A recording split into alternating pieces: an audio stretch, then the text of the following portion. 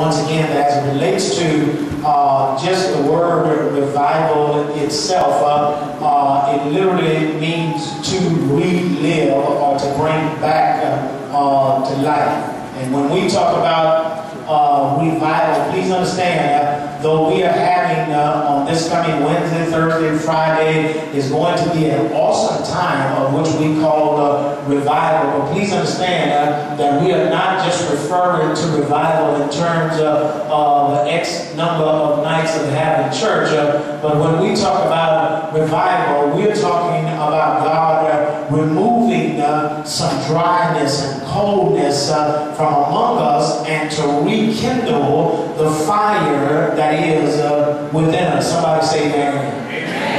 Alright, you might not understand it, but you get to see the end of it on next to the state. Alright?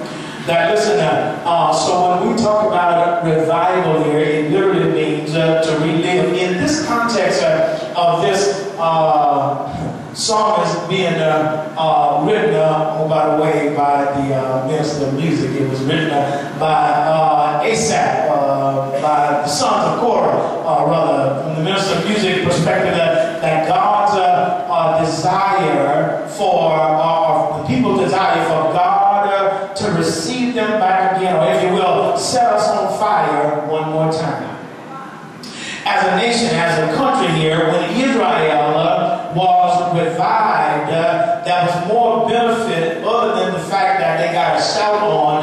Listen, the Lord literally blessed them, even materialistically.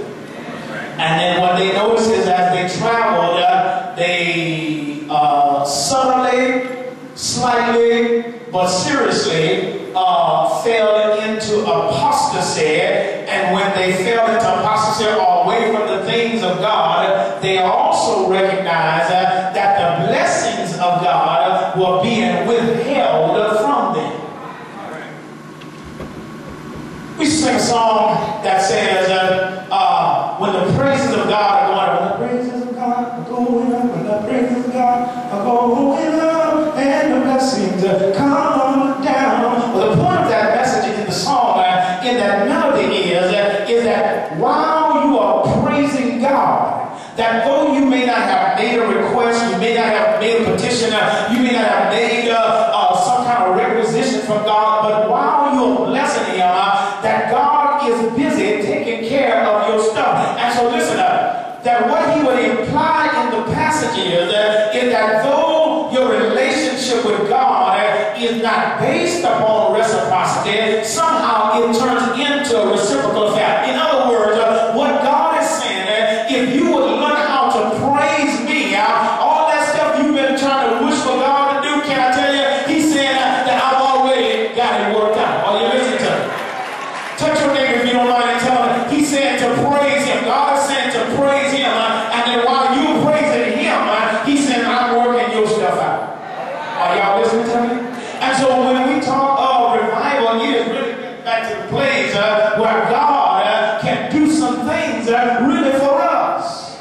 Several things we need to look at here to understand this thing about revival here. That listen, first of all, let's look at the need of revival. We need revival. There is a need for revival. It is manifested in our country, in our culture. When we look at the permissive, pervaded, pleasure-mad society that's going on, that says that if it's feel good, just do it. Do whatever you want. When we look at in this day and time, that stuff that goes on today, we never would have endured years ago and what have you. When you look at knuckleheads who won't even put a cap on the right way on his head, when you look at that, listen, young men walk up and down the street, not only with their britches hanging down their behind and it's gripped up under there and all of that kind of stuff, showing their dirty laundry. When you look at knuckleheads like that, who not only have their pants falling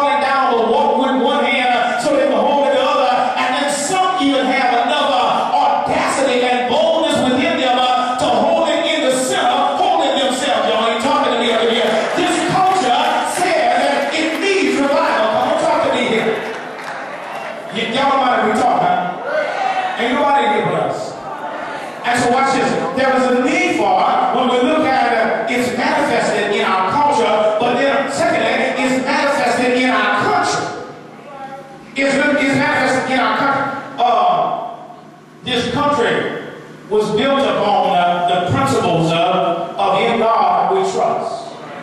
And for over 200 years, you know why? We have made it when some countries, Roman society, have fallen, that might have even had more than what we had physically or financially, but yet you know why we've been surviving? Because it's been in God. Y'all talking? That we have trusted. Look, when you look at current temperatures that are going on at this particular time, when you have, I'm sorry for this, anybody, second anybody told, but it's just the way I see it since I got the microphone. Listen, Republican folks and politicians who have an attitude that they'd rather defeat the president than to see the economy get any better. Even if their own folks have to suffer, they're willing to let them suffer at least until November 2012 to defeat President Obama. Y'all don't want to talk to them here, but the Bible will tell us in Proverbs chapter 14 that that's wickedness. And Proverbs 14 verse 31 says that righteousness will exalt a nation and sin is a reproach unto any people. And you wonder why we can't buy gas? It's because our country needs a life. Not only in our country, not only in our culture, but then also it's manifested in our churches. It's manifested by the fact that you have folk in the church who are more interested in arguments instead of ambition, excuses instead of excitement, indifference instead of involvement, laziness instead of liveliness, rebellion instead of repentance, vagueness instead of vision, vanity instead of victory. Our churches need revival. What a sad indictment it is upon the church that, listen, the church is called to win the lost. But you know that it's true that, listen, that means the church ought to constantly be giving birth. Okay? But now the truth of the matter is, I got some folk waving y'all in the air with me or whatever. They fan themselves, so I guess you got a little bit too much. Listen, when our churches ought to be giving birth on a constant and continuous basis, the truth of the matter is, when somebody walks this aisle on the day, the truth of the matter is, folk are looking at them and saying it's strange that, listen, because somebody is walking the aisle, but that ought not be the attitude of the church. The attitude of the church, you ought to show up with the expectation Sunday after Sunday that I'm going to bless the name of the Lord. And when they see me catch on fire, I expect somebody to come and walk me out. How many know many times what you expect is what you'll get? In other words, what you see in yourself is what you're going to get. If you see yourself as a nothing, nobody, good for nothing, can I tell you, that's how you're going to be. But if you see yourself as somebody that, listen, baby, you're going to respect me. Listen, I ain't like no donut where you get a turn every time you turn on. I ain't no piece of pie where you just come and get a piece of. You going to have some respect. Y'all mind we talking here? Nobody here.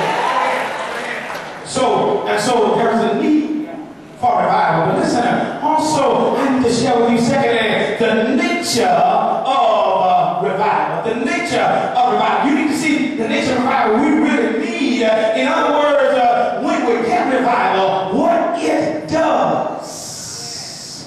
The nature of revival. Not just some series of services, but